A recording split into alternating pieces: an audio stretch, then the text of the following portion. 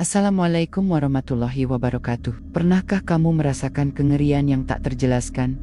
Ketika waktu seolah berhenti dan rahasia kelam mulai terkuak di lembar kelam, kita akan menyelami kisah Dara, seorang pemandi jenazah yang menghadapi malam paling mencekam dalam hidupnya. Siapkan dirimu, karena kita akan menguak misteri desa terpencil dan peringatan mengerikan yang tak boleh dilanggar. Kami berjanji, kisah ini akan membuat bulu kudukmu merinding dan jantungmu berdebar kencang. Jangan lupa subscribe dan nyalakan notifikasi untuk kisah-kisah misteri lainnya. Dara menarik napas panjang sebelum menyibak tirai jendela rumah kayunya. Pagi itu begitu tenang, matahari menggantung malu-malu di balik kabut tipis. Sementara suara ayam berkokok dan daun bambu berdesir seirama angin menyapa hari dengan damai. Sudah hampir 8 tahun Dara menjadi pemandi jenazah di desa Langensari. Tak banyak yang memilih pekerjaan seperti itu, tapi Dara menjalaninya dengan sepenuh hati. Bagi Dara, memandikan jenazah bukan hanya urusan air dan sabun, itu tentang mengantar seseorang pulang. Dengan hormat, pukul 08.13 pagi, ponselnya berdering. Nomor tak dikenal. Dara menjawab dengan suara lembut. Halo, maaf, ini Bu Dara ya? Suara di seberang terdengar serak dan berat, seperti milik seseorang yang sudah lama tak bicara. Iya, saya sendiri, Salim. Istri saya, Lela, baru saja wafat subuh tadi. Saya butuh bantuan untuk memandikannya. Rama saya di ujung jalan dusun Sireuliu, dekat jembatan bambu. Bisa datang sebelum tengah hari, saya mohon. Ada jeda hening, lalu suara napas berat yang seperti tertahan tangis. Dara menjawab tanpa ragu. Innalillahi. Ya, Pak Salim, saya akan segera ke sana. Setelah menyiapkan peralatan gayung, kain kafan, wewangian, dan air doa, Dara mengayuh sepedanya menelusuri jalan desa. Ia sempat bertanya-tanya dalam hati, nama Pak Salim terdengar familiar, tapi rasanya sudah lama sekali tak mendengarnya. Sekitar jam 9:50, Dara tiba di depan rumah tua yang seolah menyatu dengan pohon-pohon di sekitarnya. Bangunannya berdinding papan tua, catnya mengelupas, jendela-jendelanya tertutup rapat, sunyi, tak ada suara tangis atau keramaian keluarga. Hanya angin yang mendorong dedaunan jatuh satu persatu di halaman. Dara turun dari sepeda. Pintu rumah itu setengah terbuka. Ia melangkah pelan, lalu terhenti seketika. Di sisi pintu yang terbuka itu tertempel secarik kertas lusuh. Tulisannya dibuat dengan tangan gemetar. Jangan dimandikan sebelum jam 12. Dara menatap tulisan itu lama. Tulisan yang sederhana, tapi terasa seperti peringatan atau permohonan. Ia mengetuk pintu dengan sopan. Assalamualaikum Pak Salim. Tak ada jawaban. Dengan pelan, Dara masuk. Ruang utama rumah itu hanya diterangi cahaya samar dari celah jendela. Meja kayu tua berdiri di tengah, dan di pojok terbujur tubuh Bu Lela dibalut kain putih. Wajahnya tenang, seolah hanya tidur sangat lelap. Dara mendekot, lalu menaruh perlengkapan yang dibawanya di lantai kayu. Ia berlutut, menunduk, membaca doa dalam hati. Namun, rasa penasaran terhadap kertas itu tetap mengusik pikirannya. Siapa yang menulisnya? Mengapa harus menunggu sampai jam 12? Ia menatap jam tangannya. Pukul jam 10:17. Masih lama. Dara duduk diam di sebelah jenazah, menunggu dalam hening. Tapi waktu terasa bergerak lebih lambat dari biasanya. Ia menoleh ke sekeliling. Tak ada tanda-tanda Pak Salim. Tak ada suara dari ruang lain. Hanya bunyi jarum jam dinding yang terdengar tak biasa, seolah bergema lebih nyaring dari semestinya. Tiba-tiba, angin berembus dari arah dapur. Padahal semua jendela tertutup.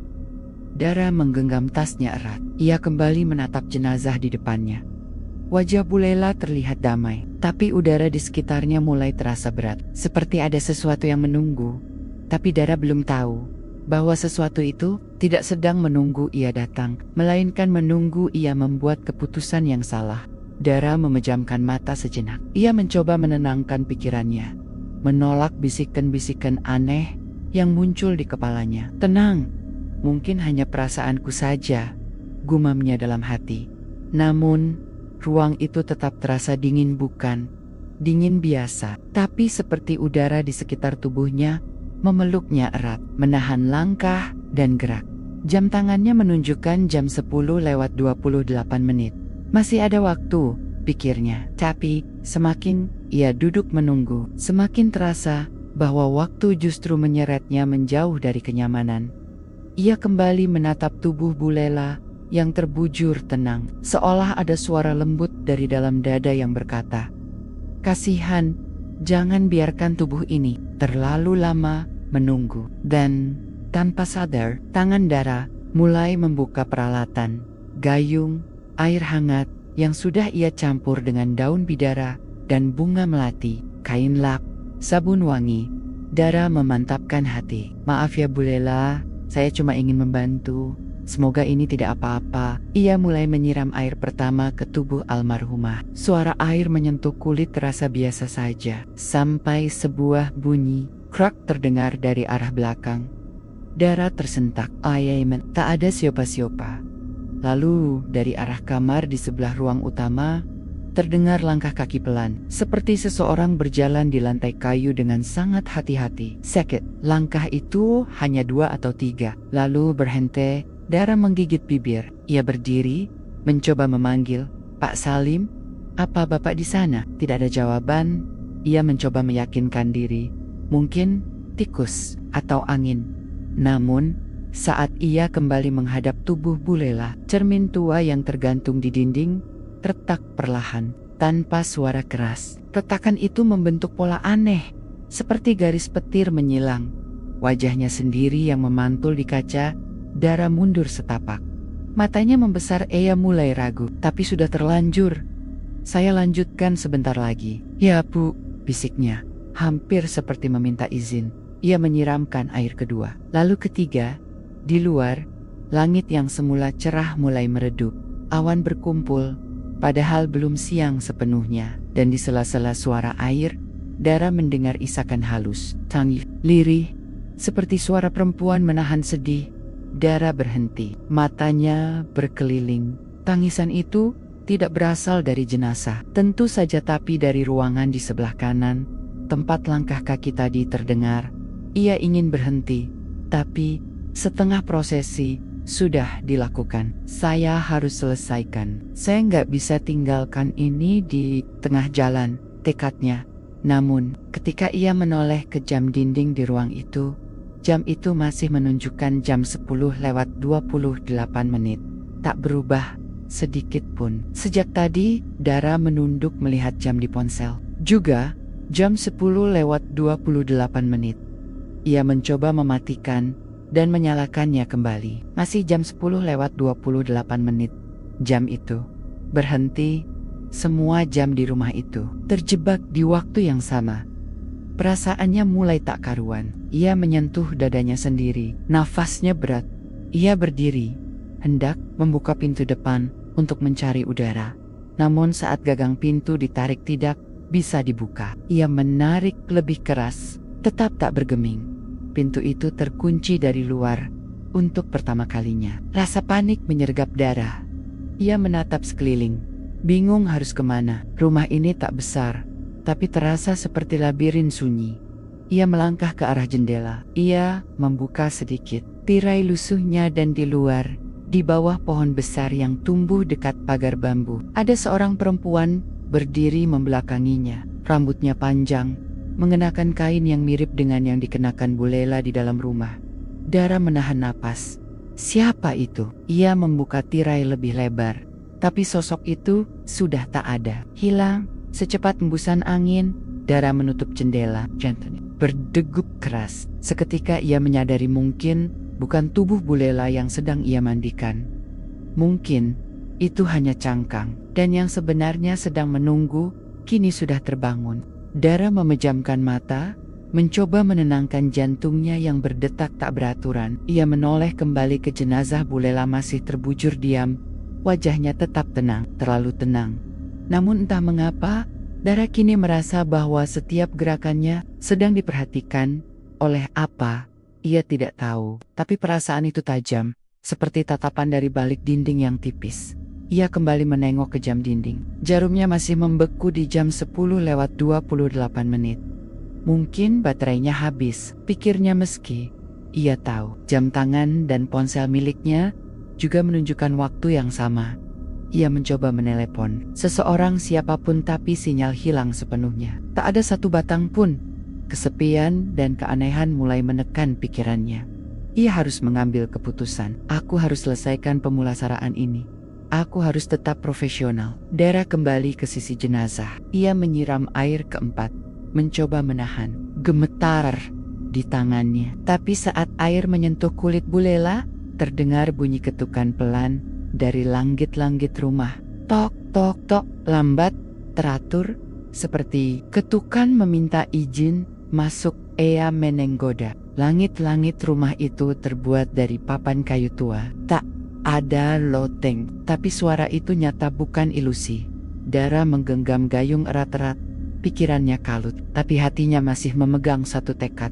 Apapun ini, aku harus menyelesaikan tugas ini. Aku tidak bisa berhenti di tengah jalan. Namun saat ia menunduk, sesuatu membuat tubuhnya membeku. Wajah Bu Lela kini tersenyum samar. Senyum yang tidak ada sebelumnya. Senyum yang tidak seharusnya ada. Tubuh Dara menegang. Ia melangkah mundur dengan napas memburu. Namun ketika ia mengucek matanya dan menatap lagi, senyum itu telah hilang. Wajah Bu Lela kembali datar, kaku, seperti sebelumnya. Aku capek, mungkin hanya halusinasi, tapi pikirannya tak bisa dibohongi. Sesuatu sudah berubah. Ia mencoba keluar lagi, kali ini lewat pintu belakang. Ia membuka daun pintunya dan melihat halaman belakang kosong. Namun ada satu hal aneh, tak ada suara apapun, tak ada angin, tak ada burung, tak ada suara semut sekalipun. Desa Langansari yang biasanya penuh bunyi-bunyi alam, kini seolah dibekukan oleh waktu. Dara menoleh ke dalam rumah dan matanya tertumbuk pada foto tua di dinding. Ia mendekat. Itu foto pernikahan, pasangan tua yang tersenyum Pak Salim dan Bu Lela. Namun yang membuatnya menggigil, ada dirinya sendiri di sudut foto itu. Berdiri di antara kerumunan tamu, mengenakan baju yang saat ini sedang ia pakai. Tangannya gemetar. Ia tidak mungkin ada di pernikahan itu. Foto itu terlihat sangat lama, bahkan lebih tua dari usianya sekarang. Ia terhuyung mundur. Apa yang terjadi di rumah ini? Bisiknya. Suara ketukan di langit-langit terdengar lagi. Kali ini cepat, tok, tok, tok, tok. Lalu berhenti, dan kemudian terdengar suara Pak Salim. Dara, lanjutkan saja, jangan tinggalkan dia separuh jalan. Suaranya berasal dari ruangan tempat Bu Lela dibaringkan. Tapi saat Dara kembali ke sana, ruangan itu kosong. Jenazah Bu Lela sudah tidak ada. Hanya kain kafan tergeletak, kosong. Air masih menetes dari baskom. Tapi tubuh yang harusnya ada, menghilang. Dan jam dinding, yang sebelumnya tak bergerak, tiba-tiba berdetik satu kali. Tik, jarumnya maju ke jam 10:29 menit. Dara terpaku di tempat. 1 menit, hanya 1 menit. Tapi terasa seperti satu babak baru telah dimulai. Tubuh Bu Lela menghilang. Ia mengedarkan pandangan ke sekeliling ruangan, berharap ini hanya kekeliruan. Tapi tidak, kain kafan itu kosong. Udara terasa lebih berat. Bahkan, napas sendiri terdengar seperti gema. Bu Lela, panggilnya pelan. Meski ia tak tahu untuk siapa sebenarnya suara itu ditujukan. Tak ada jawaban. Tapi justru di luar rumah, angin mendadak bertiup, kencang, dan jendela di sisi kanan rumah itu terbuka sendiri. Dengan hati-hati, Dara mendekat. Tirai lusuh melambai pelan. Saat ia intip keluar, matanya membeku. Di bawah pohon yang sama, berdiri sosok perempuan berambut panjang. Menghadap ke rumah, mengenakan kain putih. Tapi kali ini, ia berbalik menatap Dara dan wajah itu. Wajah Bu Lela, namun senyumnya terlalu lebar. Matanya terlalu tenang, seolah tahu sesuatu yang tak boleh diketahui manusia biasa. Seketika, jendela itu tertutup sendiri dengan suara pelan, namun menggetarkan. Dara mundur, hampir terjatuh. Ia berlari menuju pintu depan, tetap terkunci. Ia mengetuk, memukul, mencoba, mendobrak. tapi semuanya sia. Rumah ini tidak hanya mengunci dirinya dari luar rumah ini, sedang menahannya. Dalam keputusasaan, ia berlari ke ruang tengah. Matanya terpaku pada jam dinding. Jam 10:29, masih tak bergeser lagi. Detik jarum seperti mengejeknya, seperti berkata, "Kamu sudah masuk ke dalam waktuku. Kini kamu harus ikut aturan kami." Dara terisak. Air matanya jatuh tanpa suara. Ia merasa sendirian. Lalu, dari arah kamar kecil di samping, terdengar ketukan pelan. Bukan di pintu, tapi di lantai. Seperti suara seseorang dari bawah papan rumah. Ia diam, menunggu. Tok, tok, tok. Lalu, suara napas berat. Dan suara itu berkata, sangat pelan. Sudah, terlalu cepat. Suara itu bukan suara Bu Lela, bukan pula Pak Salim. Seketika, lampu gantung di ruang itu berkedip, tirai bergoyang. Suara angin seolah berputar dari segala penjuru. Rumah itu hidup, dan Dara berada di dalam pusaran yang ia tak pahami. Dalam keputusasaan, Dara menengadah dan berseru, "Apa yang harus aku lakukan?" Lalu, sebuah suara perempuan, terdengar sangat dekat. "Tunggu sampai waktunya. Jangan lanjutkan. Jangan buka pintu." Dara membeku. Ia memalingkan wajah ke arah pintu belakang. Gagang pintu itu kini berputar sendiri. Seseorang atau sesuatu sedang mencoba masuk dari luar. Dara mundur dengan tubuh gemetar. "Jangan buka, jangan buka," gumamnya sendiri, seolah mencoba bertahan dari godaan yang tak terlihat. Ia tahu, jika ia buka pintu itu, maka semua yang selama ini ia jaga akan runtuh. Dan saat ia kembali menatap ke jendela, perempuan itu tak ada lagi di bawah pohon. Namun bayangannya kini berdiri di dalam ruangan tepat di belakang Dara. Napasnya tercekat, jantungnya seperti digenggam oleh sesuatu yang tak terlihat. Ruangan itu membisu, tapi Dara bisa merasakan kehadirannya. Hangat, dekat, dan penuh tekanan yang tak bisa dijelaskan. Seolah waktu berhenti, seolah dunia sedang menahan napas bersamanya. "Jangan buka, jangan lanjutkan." Suara itu kembali terngiang di telinganya. Bukan dari luar, tapi dari dalam dirinya sendiri. Dari bagian paling dalam tempat di mana rasa takut dan naluri bertemu dengan songgot. Pelan, Dara melangkah maju. Ia tak tahu apa yang akan ia hadapi. Tapi satu hal kini ia sadari, ia tak boleh melawan rumah ini. Ia harus mengikuti aturannya. Dan aturannya sangat jelas. Tunggu sampai jam 12. Ia kembali ke tengah ruangan, duduk di samping kain kafan kosong.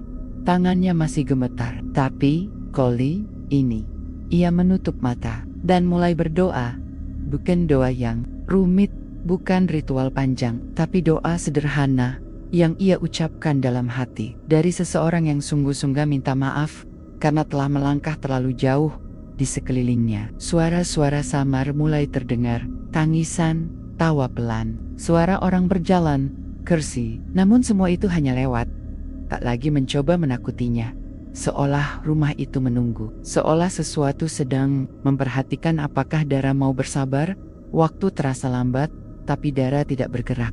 Ia hanya duduk, matanya terpejam, tubuhnya pasrah. Dan detik jam berbunyi. Tik jam 10:30. Tik jam 10:31. Tik jam 10:32. Perlahan, jarum jam kembali bergerak, satu demi satu. Seiring doa yang terus mengalir dari bibir Dara, saat waktu menunjukkan jam 11:59. Udara di dalam rumah terasa jauh lebih ringan. Bau kayu tua berganti wangi melati yang lembut.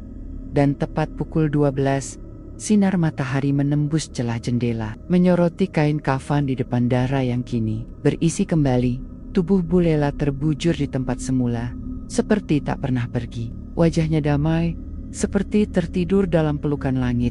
Dara menatapnya dengan mata berkaca-kaca. Ia tersenyum kecil, penuh kelegaan. Dan untuk pertama kalinya sejak pagi, ia berkata dengan suara tenang, "Bu Lela, saya mengerti sekarang. Saya siap melanjutkan, tapi kali ini dengan waktu yang benar." Dengan lambat, ia menyelesaikan prosesi pemulasaraan. Air terakhir disiramkan dengan penuh ketulusan. Tak ada suara aneh, tak ada bayangan, tak ada langkah kaki, hanya keheningan yang indah, keheningan yang menandakan seseorang telah benar-benar kembali ke asalnya. Saat prosesi selesai, pintu rumah depan terbuka sendiri, dan di ambang pintu berdiri seorang pria tua Pak Salim.